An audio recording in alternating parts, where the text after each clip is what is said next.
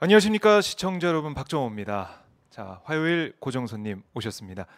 강민정 열린민주당 원내대표님 오셨습니다. 안녕하십니까? 네, 네, 안녕하세요. 네, 지난주 못 뵈가지고 그렇죠. 네, 네. 많이 보고 싶으신 분들이 많을 것 같습니다. 자, 그러면 너무 좋겠어요. 네, 여러분들 댓글로 많이 참여해 주시고요. 뭐 질문하실 거 있으면 질문도 주시면 고맙겠습니다. 자, 의원님 한 주 동안 어떻게 지내셨습니까?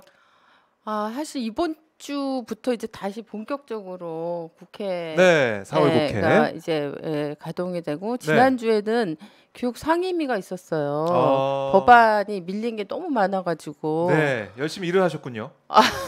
당연한 네, 본분을 한 건데 그때 네. 이제 그 교육 상임위는 사실 그동안 뭐 이렇게 파행되거나 이런 경우가 없었어요. 맞아요. 뉴스에 잘 안 비교적 나왔어요. 비교적 음, 그 안온하게 보낸 편인데 네. 조용하게 지난주에 처음으로 이제 상임위가 소집돼서 음, 어 회의에 돌입하려고 할 때 네, 국민의힘당에서 네.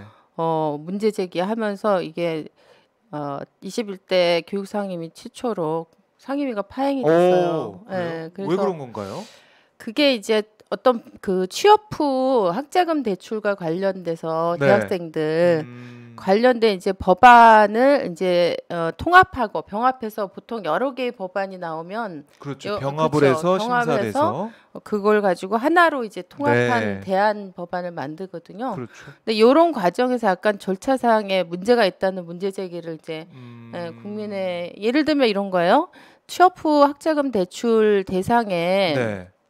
지금까지는 이제 대학생들만 대상이었는데 음, 대학원생들도 포함하자. 오, 그래 확대하자. 지금 이제 청년들이 너무 그럼요. 어려우니까. 그래서 대학원 학비가 또 비싸요. 그렇죠. 그리고 또 학자금 대출이 또 아무나 다 되는 게 아니고요. 음, 학점 몇 이상, 그다음에 이제 소득분이 몇 이런 음, 조건들이 있어요. 그래서 네. 이런 걸 사실은 이제 충족시키기가 정말 돈이 필요한데 이 학자금이 필요한데 충족시키기 어려운 학생들이 많잖아요. 그래서 네. 이번에 나온 그 법안들은 이제 취지가 그 주로 이제 학자금 대출의 기회를 좀 확대하자, 대상을 네. 넓히고 그다음에 저도 사실 관련된 법안을 냈는데 어, 무이자로 하자, 무이자로 하자. 학자금은. 맞아요. 무이자로 해야 그렇죠. 이자 받고 지금 이러면은. 제가 작년에 국감에서도 다뤘는데 음, 지금 이 학자금 대출이 다른 이제 사립대학의 강사학법이 네. 통과돼서 강사들한테 방학 때 지원을 해줘요. 생활비 지원을. 그래서 음, 대출 형식으로 하는데 네. 그게 0.9%예요, 이율이. 아, 근데 이 학자금 대출 이율은 작년 기준으로 1.8%였고 그래서 저는 어떻게 이럴 수 있냐. 학생들은 사실 경제 활동을 하지 않는 아이들이고 오로지 그렇죠. 공부를 해야 되는 아이들인데 이 대학생들에 대한 이율이 더 높으면 안 된다. 그래서 어, 제가 그때 학자금 대출 이율을 내려라 이렇게 네.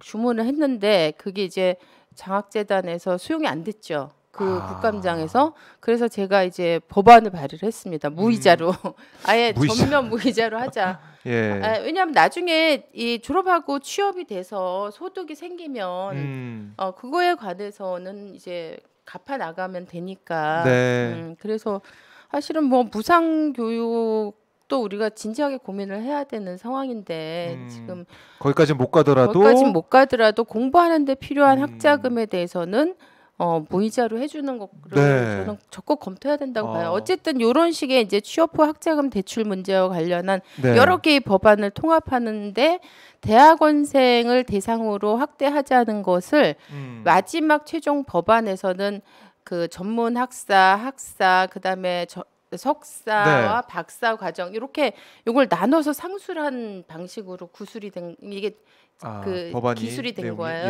예.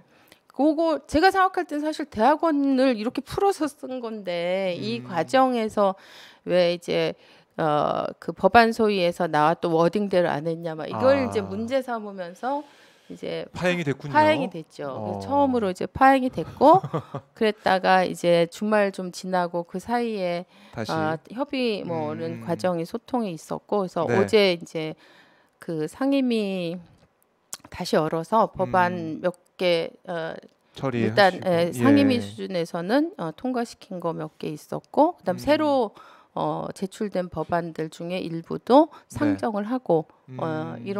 이런 거를 이제 했죠. 그리고 지금 저희 교육 상임위 말고도 다른 상임위들은 굉장히 필요에 따라서 지금 많이 활발하게 열리고 있어요. 지난주부터. 네. 그래서 뭐 이제 지난주에 29일 지금 본회의에 법안 운영위 처리해야 되니까. 저는 이제 운영위도 같이 참석을 운영위도. 하거든요. 예. 근데 운영위에서는 그 정무에서 통과된 이해충돌 방지법, 맞아요. 이 이해충돌 방지법이 전체 공직자에 해당되는데 국회의원에게 이게 적용이 되는 것으로 부족한 부분이 있어요. 그래서 국회의원은 대상으로 적용하기 위해서 필요한 약간 보완 입법 같은 게 이제 필요한데 요거를 지난주에 운영위도 소집해서 네. 국회법도 개정안을 통과시키고 오늘 또 이따가 2시에 운영위가 또 다시 열립니다. 네. 네. 그러니까 처음에 이해충돌방지법 통과될 때 국회의원이 포함이 안 됐다 이런 또 얘기가 들려서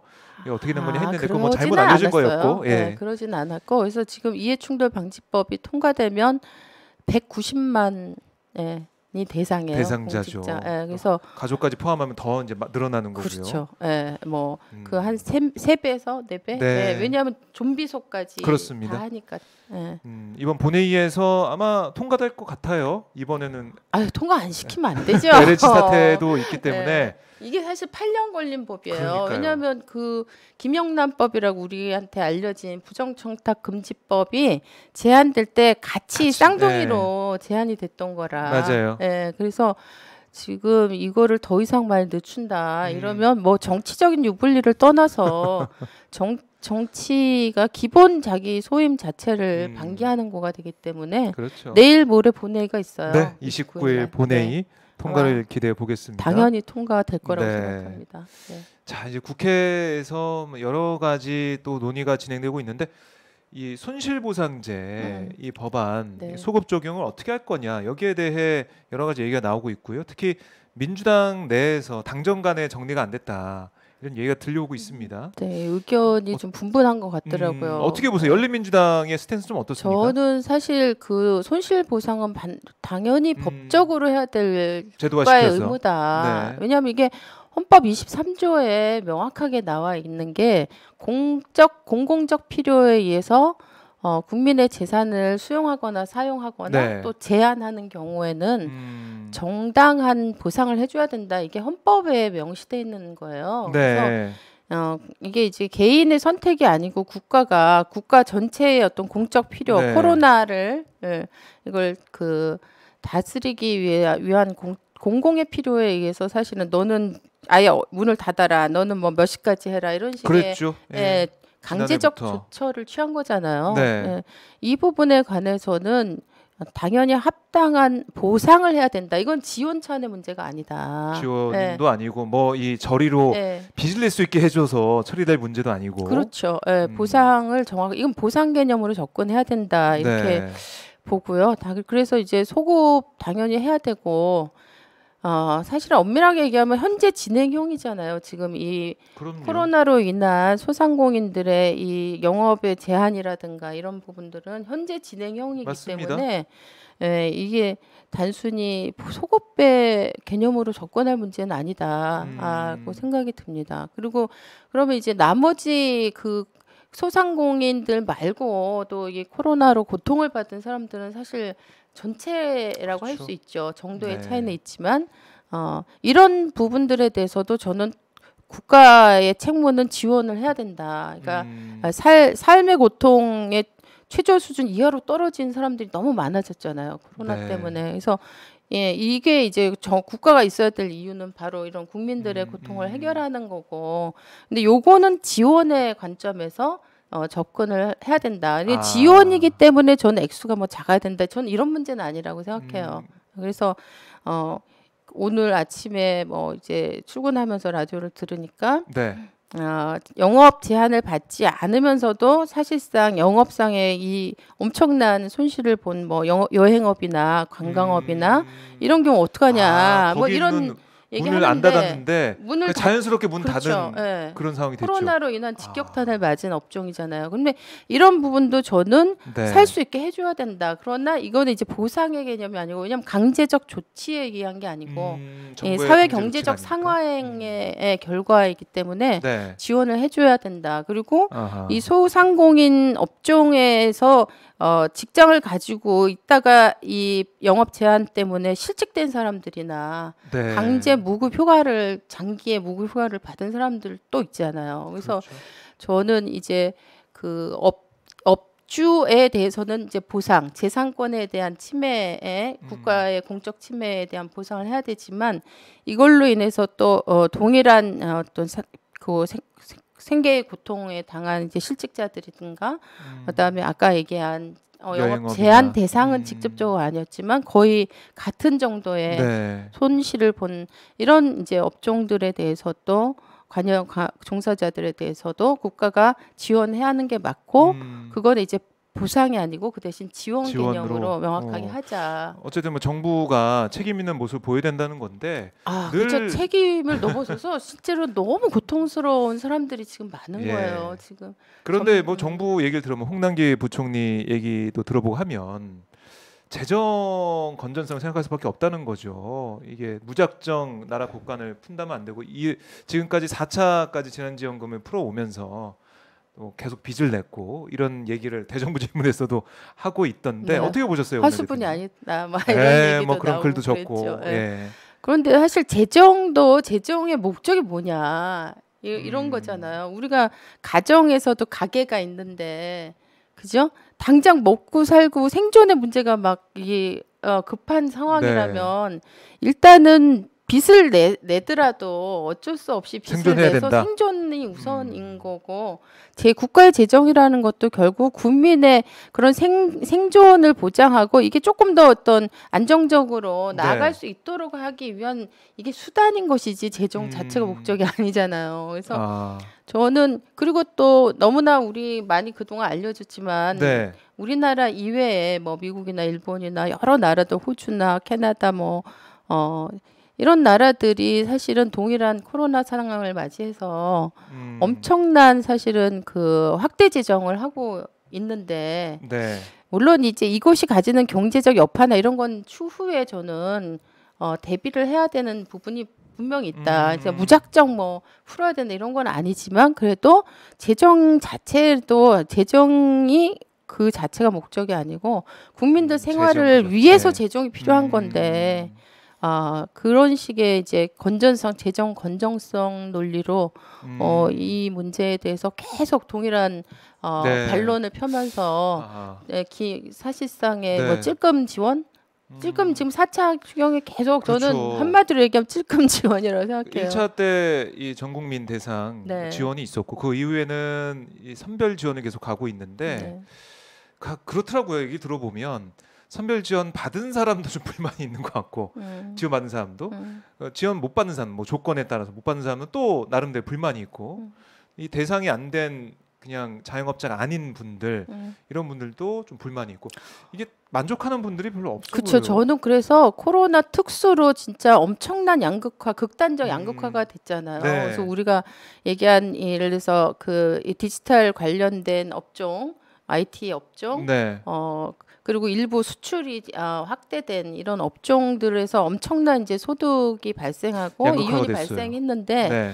그리고 또 저나 공무원들처럼 이렇게 안정적인 코로나에도 불구하고 월급이 따박따박 꼬박 월급을 받았던 이런 사람들을 전 제외하고는 그게 보상이든 지원이든 네. 그게 정확하게 물론 이제 그 규정이 돼야 되긴 하겠지만 전 국민들에게 저는 국가가 지금 삶의 어떤 생존선을 밑으로 떨어지지 않도록 하는 네. 그런 재정 지원을 해야 된다. 이게 국가 역할이다. 전쟁 났는데 지금 군사 예산, 네, 국방 예산, 네. 뭐 이런 거 건전성 따지면서 우리가 있을 싸울 그런 그 한가로운 상황이 상황은 아니다. 아니다. 지금 지금 전쟁 비상 때보다 상황이다. 어떻게 보면 더 많은 사람들이 지금 네. 죽어가고 있거나 죽음에 가까운. 예, 음. 그렇죠. 이게 경제의 고통, 경제적 사망이라고 하는 건 총 맞아서 팍 하는 순간에 죽는 게 아니고 서서히 너무 이게 고사되는 계속 거죠. 예, 그런 어떤 사망에 음. 이르는 사람들이 이렇게 많아지는데 이걸 전쟁 상황으로 보고 네. 대처해야 되는 거 아니냐. 아하. 저는 그러니까 그렇게 이 봅니다. 손실보상제 같은 경우는 소급 적용 이게 좀 어떻게 될지 4월 국회에서는 힘들 것 같기도 하더라고요. 보니까 지금 민주당 상황 시간이 보니까 너무 이렇게 촉박하긴 5월까지 하죠. 넘어갈 것 왜냐하면, 같은데 예. 이걸 어떻게 여야가 좀 머리를 맞대서 입법은 국회의 책무고 그런 권리인데 입법 부분인데 이게 정부와 물론 이게 재정 관련해 가지고 여러 가지 논의가 필요한 부분도 있겠지만 너무 이게 정부에 대한 배려라고 할까요? 목소리만 듣는 것 같다라는 불만도 많은 분들이 얘기하시더라고요. 그렇죠. 입법부의 모습을 좀 보여달라 이런 얘기도 하고 있어요. 아, 그 이제 입법부가 역할을 해야죠. 예, 제가 법안인데 저희 이거는. 법안 이 3월달에 사실은 네. 이것과 관련해서 그 사회 연대 기금과 그다음에 코로나 지원 관련 특별법을 발의를 네. 했었어요. 열린민주당이. 그래서 그때 그 법안에 명확하게 보상과 지원 네. 이게 전체를 대상으로 해야 된다.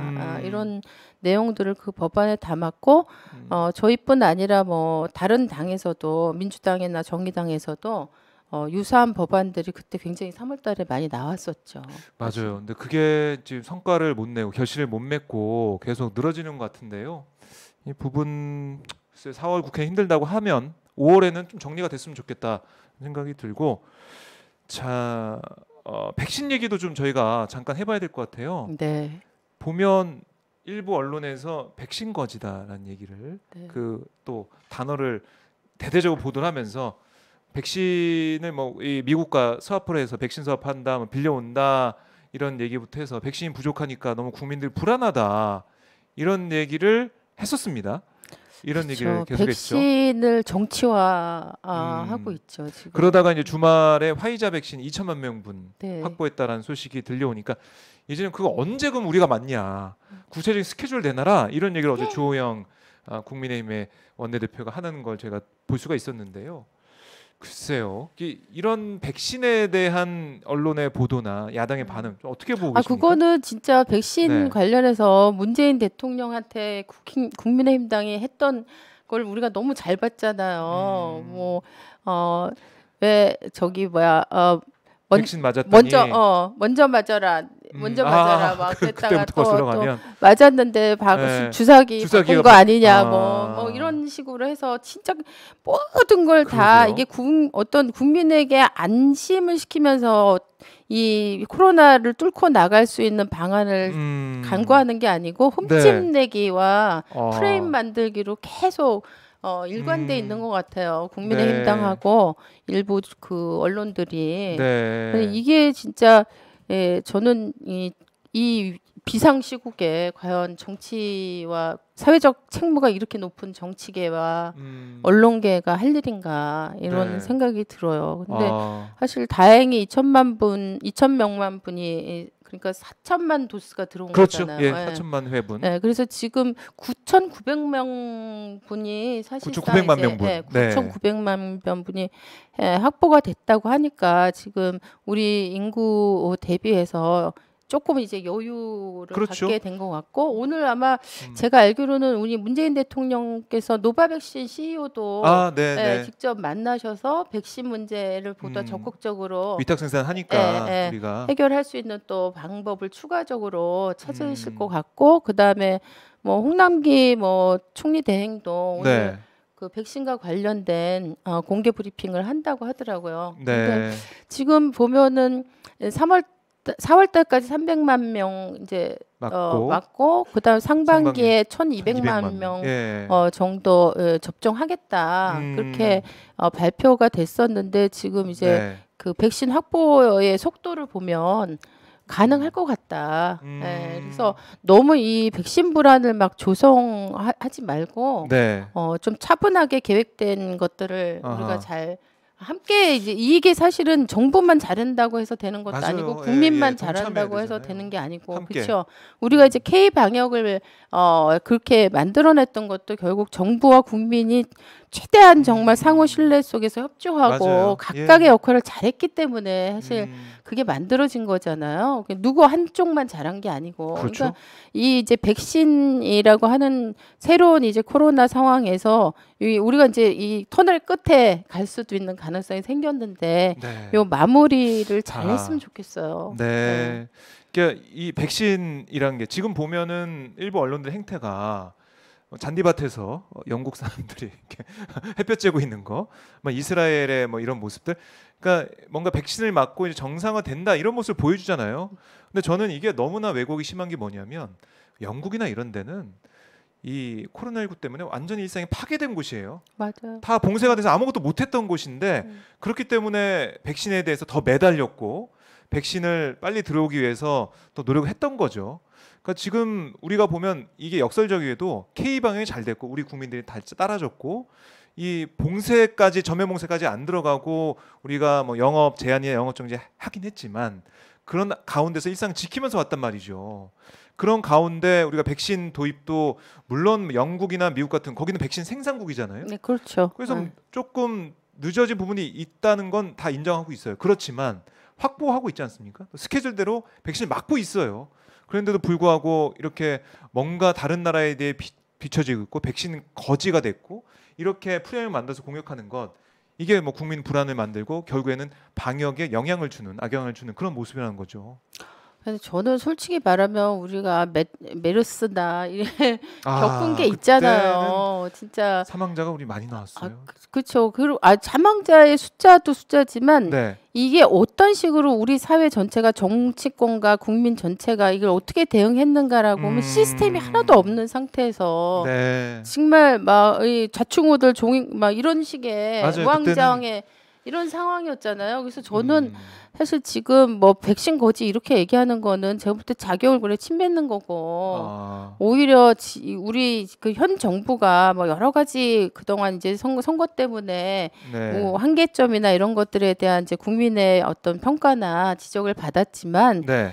굉장히 이 정말 안정적으로 국민들이 함께 갈 수 있는 어떤 신뢰 위에서 방역을 해왔다고 하는 것은 인정해 줘야 된다. 네. 그리고 이 현 정부 하에서 우리가 코로나라고 하는 이 규모를 만난 게 그나마 어떻게 보면 다행이다. 정말 메르스 때 같은 일이 안 일어났을 거라고 누가 사실 보장하겠나. 지금 그러네요. 아까 영국 얘기도 하셨는데 그런 식의 정말 사회 전체가 이게 혼란에 빠지고 그렇죠?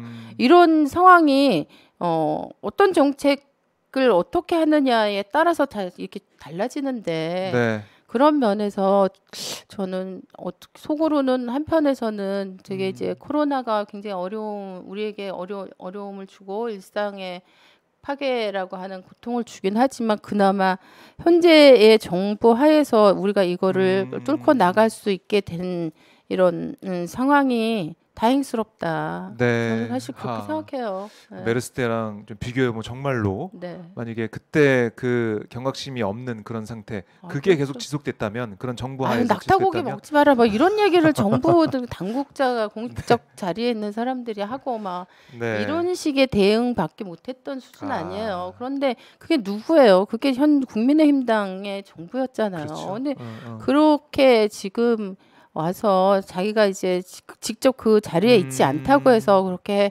함부로 얘기하고 네. 그다음에 전반적으로 이렇게 불신을 계속 조장하고 확대시키고 이렇게 하면 안 되죠. 그러니까 이게 언론이 정말 참 놀랍기도 한 게 뭐냐면 맨 처음에 화이자 백신 우리가 못 들어왔다. 아스트라제네카 위험한 걸 들어와서 이거 어떻게 맞냐 이런 식의 보도를 하다가 이제 화이자 백신이 많이 확보하니까 화이자 백신의 또 예방률이 아스트라제네카보다 떨어진다 그런 제목으로 그러니까 기사를 계속 붓고 반대를 위한 반대, 트집을 잡기 위한 트집으로 일관돼 왔으니까 저는 사실 우리나라 국민들 수준 되게 높다고 보거든요. 그래서 당장 무슨 언론에서 그렇게 계속 프레임을 걸고 있지만 이게 뭐 한 번 일회적인 게 아니고 지속적으로 보여진 모습에 대해서 우리나라 음. 국민들은 다 판단하신다. 아, 예, 그렇습니다. 생각해요. 이게 참 어떻게 보면 우리 국민들께서 그동안 뭐 검찰의 문제나 아니면 언론의 문제 이거 다 겪어 오셨잖아요. 그래서 거기에 대해서 예방 접종을 하신 상태이기 때문에 이런 보도나 이런 걸 보면 다 판단하고 계실 것 같은데요. 저희 뭐 지금 시청자분들 댓글 보니까 지금 국민의힘 정권이었다면 생각만 해도 끔찍하다 이런 말씀도 하고 정말 계시고 그렇죠. 그리고 똑띠민정 똑띠민정이라는 댓글도 눈에 들어오네요. 똑똑하다는 뭐 이런 말씀으로 느껴지고 지금 이런 불안은 야당의 책임이 제일 크다 이런 말씀도 하고 계시고요. 백신 거지 언론 개혁해야 된다. 다시사니님의 댓글도 좀 보이고 있는데요. 자, 저희 정말로 다 이 사항에 대해서 아시고 들여다보고 계신 것 같다는 생각이 들어요. 문재인 대통령 어제 발언 중에 저는 기억에 남는 게 뭐냐면 아니 지금 아까 말씀하신 것처럼 4월에 300만 명, 뭐 상반기에 1,200만 명 접종이라고 했는데 아니 그게 만약에 안 됐다면 그때 가서 판단해서 비판하면 되지. 지금은 그렇게 안 되길 바라는 것처럼 이렇게 하는 거 문제가 있다 이런 취지의 지적을 했어요. 네, 그게 딱 맞다는 생각이 들더라고요. 그렇죠. 지금 정부가 하던 대로 계획대로 안 되는 게 있다면 근데 지금 보면 4월 25일 기준으로는 들어오는 백신 다 들어오고 있거든요. 그게 안 되고 백신이 안 들어오고 접종이 안 됐을 때 그 비판하는 거지 좀 안 될 것처럼 안 되길 바라는 것처럼 불신을 주장해서 그 언론의 보도에 따라서 그걸 보고 결국에는 접종 안 하게 되면 그렇게 안 되는 거잖아요.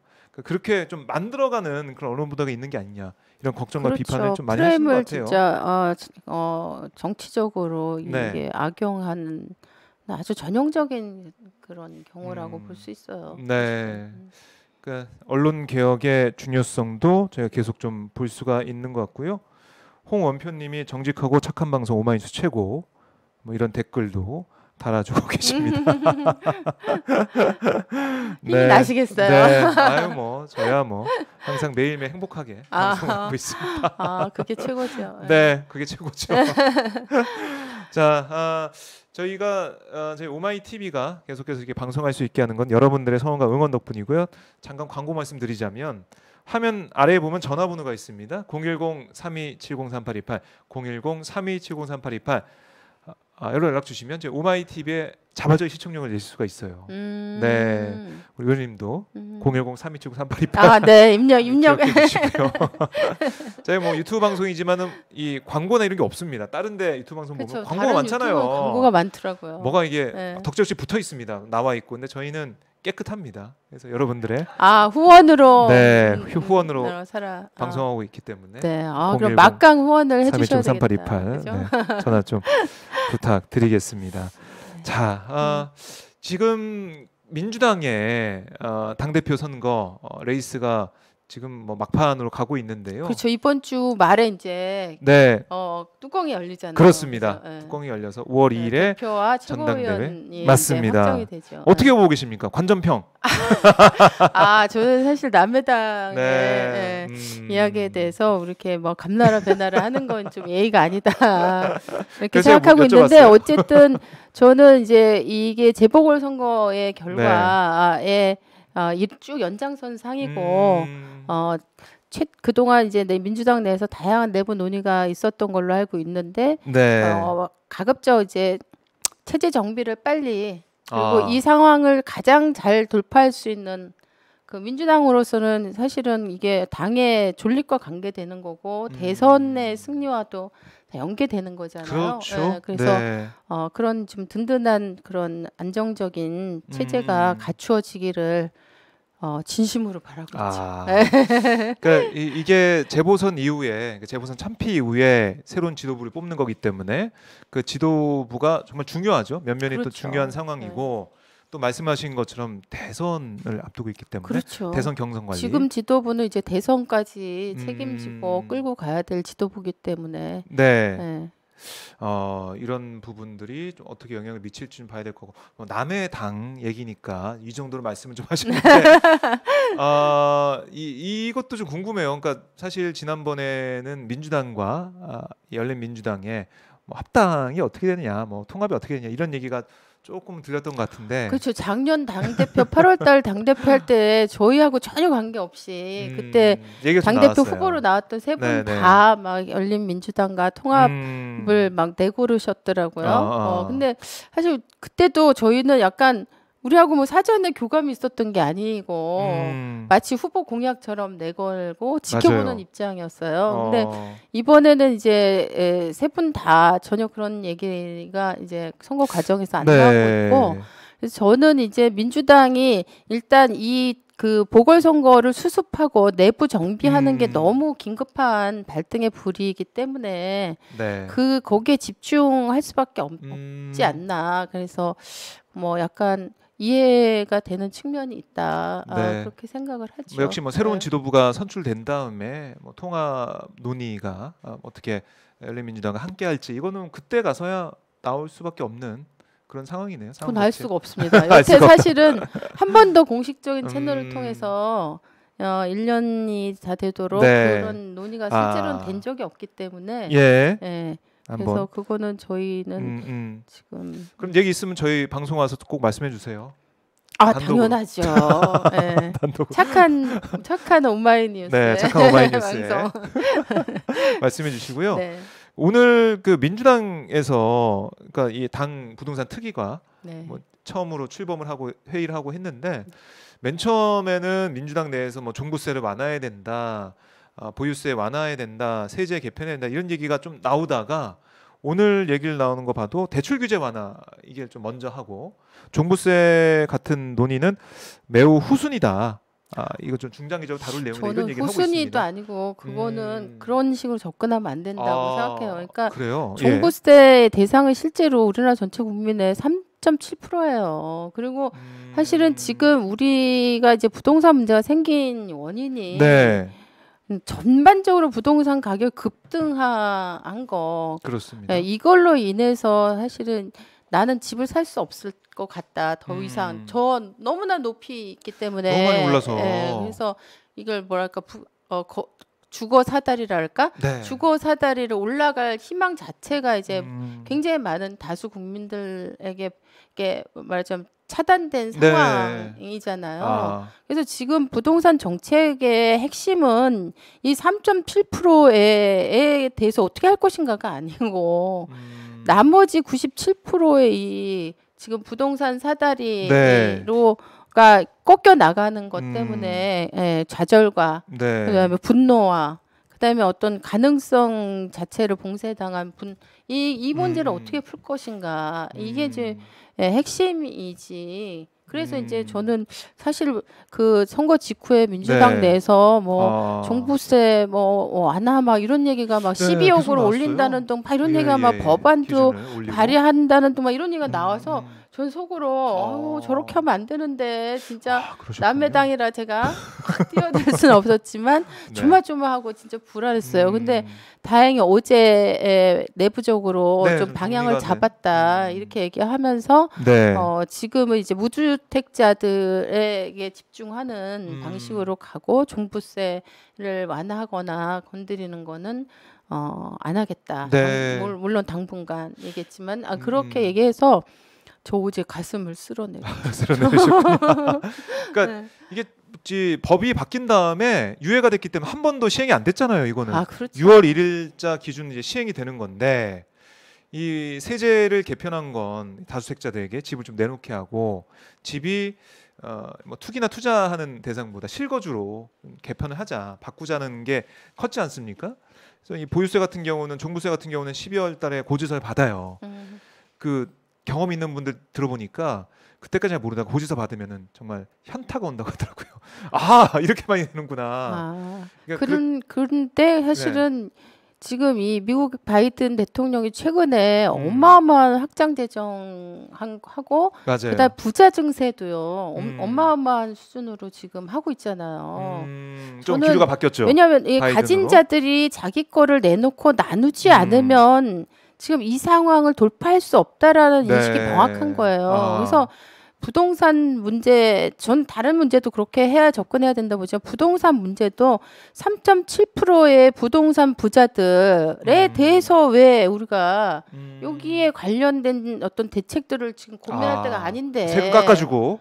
그럼요. 그렇게 하면 안 되죠. 그러니까 지금은 그들을 막 이렇게 적대적으로 보면 안 되지만 당신들의 지금의 역할이 당신이 가진 것들을 나누는 것에 의해서 당신의 현재 재산도 사실은 장기적으로 지속 가능하게 보장이 되는 거다. 예. 이게 부동산 이게 버블이 막 너무 이게 천장 없이 구멍 뚫리는 것처럼 막 올라가 보세요. 그럼 결국 이거 어떤 순간에 사실 버블이 오면 다 같이 망하는 상황으로 갈 수 있어요. 경제가 더 어려워진다. 네, 부동산 자체에 대해서도 사실 가격이 폭락하고 뭐 이렇게 될 수도 있는 건데 그러면 이게 점진적으로 다 같이 이게 내 집을 마련할 수 있는 가능성들을 조금 열어놓고 지금 당신이 가지고 있는 그 비싼 집도 유지할 수 있는 길이 뭐냐 이런 방식으로 저는 정부와 정치권이 이 3.7%도 설득해 나가야 되고 그 나머지 사람들에게도 그 나누어서 당신이 갈 수 있는 어떤 가능성의 여지들이 조금씩 열린다는 거 그것이 이제 뭐 DTI나 뭐 LTV나 이런 LTV. 것들 뭐 좀 완화하고 뭐 이런 걸 이제 다 세부적으로는 따져야 되겠지만 그렇게 가는 게 기본적으로 정치권에서 해야 될 접근 방법이다 저는 그렇게 생각합니다. 그래서 저는 종부세 얘기가 처음에 막 선거 끝나자마자 그거부터 나와서 정말 이거 아니다 이런 생각했어요. 그런 생각 하셨군요. 민주당에서도 이제 다시 또 중심을 잡아가는 모습을 보이는 상황이고요. 한번 지켜보도록 하고 아니 그런 언론 보도도 많이 나왔잖아요. 세금 폭탄이다.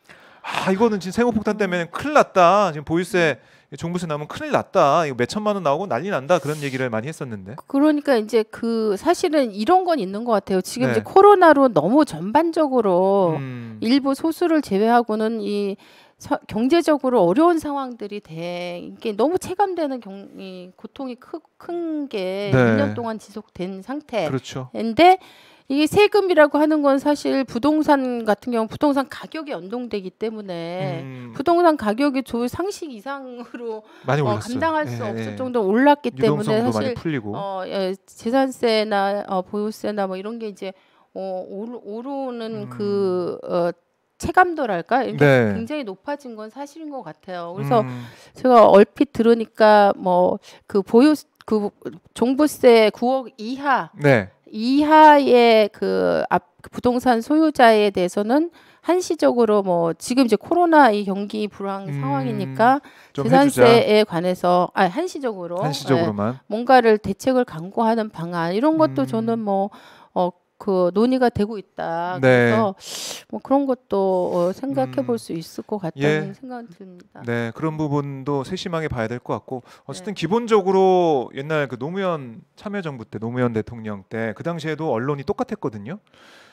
이렇게 반지하 사시는 어르신들도 세금 폭탄 때문에 못 살겠다 이런 말을 하실 정도였어요. 그만큼 언론에서 세금이라는 게 보유세라는 게 집이 있고 정말 비싼 집에 사는 그런 사람들이 내는 그런 세금인데 모든 국민이 내는 것처럼 이것 때문에 문제가 있는 것처럼 프레임을 이번에도 문재인 정부에도 만들어가고 있다는 게 좀 심각하다는 생각이 들더라고요. 그래서 제가 학교에 교사였잖아요. 그래서 맞아요. 학교에 있을 때 뭐 아이들하고 수업하면서 여러 가지 이제 수업뿐 아니라 뭐 담임도 하고 그러니까 대화를 많이 하는데 제가 계속 강조했던 게 뭐냐면 논의 중에 다 이제 중요한 일들을 할 거지만 교육계와 언론계로 만약에 자기 꿈이 있는 사람은 정말 자기가 하게 될 일에 대한 사명감을 정말 깊이 생각해야 된다.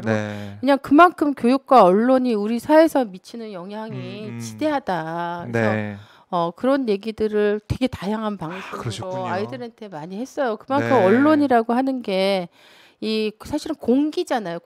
공적 기기라고 봐야 된다. 그래서 이거를 단순히 무슨 광고 수주료나 무슨 수익의 관점에서 기업적 마인드로 접근하고 그다음에 특정한 어떤 세력의 이익을 옹호하는 수단으로 음. 자기를 전락시키고 이런 방식으로 우리나라 언론 네. 문화가 가고 있는 게 굉장히 그런 면에서 보면 안타깝죠. 그러니까 그런 그래서 부분들이 여기저기 다 우리 나타나고 오늘 있어서. 열린민주당에서 2시에 네. 언론 개혁 관련 아. 열린민주당 토론회 합니다. 그러세요? 네, 최강욱 2시에. 대표가 또 아. 그 징벌적 손해배상제 언론 개혁법을 또 발의를 맞아요. 예. 한지 꽤 되거든요. 음. 예, 그것도 한 달 저희 반 정도 된 것 같아요. 최강 대표님 한번 저기 모셔야 되겠어요. 언론에 대해서 말씀 좀 듣고 검찰에 대해서. 네.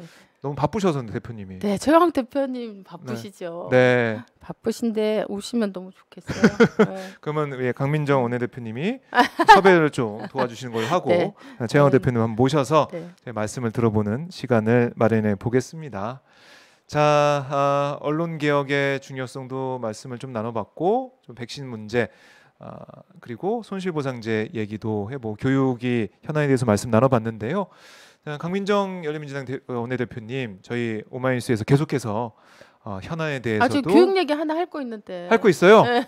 그럼 짧게 해주세요. 짧게. 지금 더워지고 있습니다. 너무. 네. 저도 더워요. 진짜. 네. 짧게 그러면 핵심만. 아니 그 국립 그 진주 교대가 네. 그 장애 학생을 교대는 이제 교사 대사를 음. 뽑는 꼭 양성하는 곳인데 네. 장애 학생이 응시했어요. 근데 이 장애 학생이 굉장히 높은 성적을 받았어요. 예. 그런데 그 대학 관계자들이 너 장애 학생인데 선생을 할 수 있냐? 이런 식으로 해서 성적을 조작해서 뭐뭐 탈락을 시킨 일이 최근에 확인된 거예요. 그래서 진짜 장애 지금 우리나라에 5천 명의 장애 교사들이 있습니다. 네. 네. 장애는 사실 그 자체가 장애가 아니고 지원을 못 받는 현실에 부딪힐 때 비로소 장애가 되는 거거든요. 네네. 네. 그래서 국립대학에서 그것도 아. 교육자를 기르는 대학에서 그러게요.